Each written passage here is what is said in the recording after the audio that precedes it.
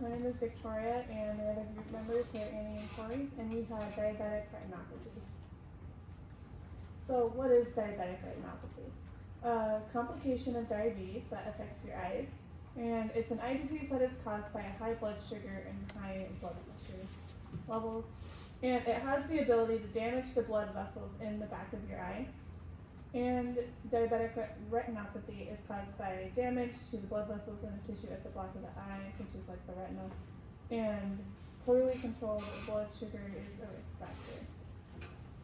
So here we have a chart of what your normal retina is supposed to look like, and you can see like the different parts of it, and then you have an example of a retina that has diabetic retinopathy, and you can see how it affects it. So some symptoms and assessments. Some common symptoms you might experience are floaters, blurriness of vision, dark areas of vision, difficulty perceiving colors, new and abnormal blood vessels, or your blood vessels change from how they were, distorted vision, patchy vision, eye pain or redness, and poor night vision. And some people are actually asymptomatic in the early stages of this disease, so it is possible to have it for a little bit and not even be aware that you have it. So some causes. This condition is caused by high blood pressure due to diabetes, and the chances of developing this condition increase with age.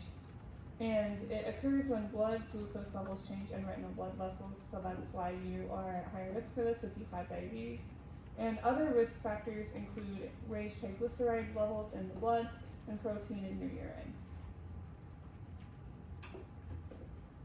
So this chart just shows some facts about diabetic retinopathy, and it shows again, that some people have no early symptoms, and it kind of also underlines who's at risk.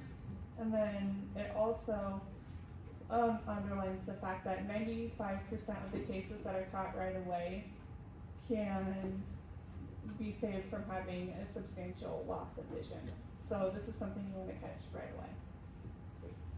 So how you are diagnosed is your doctor will do an eye exam, and they will look for abnormal blood vessels or growth of new blood vessels or scar tissue. And they will also check for retinal detachment. So basically they're just going to be looking for anything that is wrong with your retina. And they will test your vision, and they will also look for signs of cataracts, and they will also measure eye pressure for glaucoma. So they're going to cover all their bases to make sure that your eyes are functioning the way they should.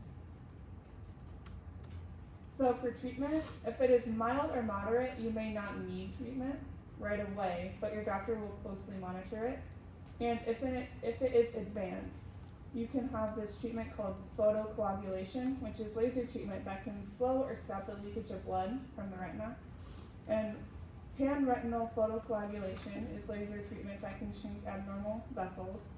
And a vitrectomy is a small procedure to remove blood from the vitreous humor. And injecting medicine into eye may stop growth of new vessels.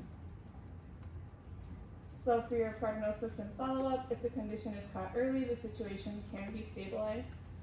If it is accompanied by a molecular edema, accumulation of fluid in the macular part of the retina, complications may occur. And this condition usually does go away on its own. And surgery can slow progression, but it is not a cure. And anyone with diabetes should have a dilated eye examination at least once a year. So basically the underlying thing here is that if you think something's up, you might want to go get it checked out, and you want to make sure that you're following up with your regular appointments, getting things checked out, because some of the symptoms might not show up for a while. So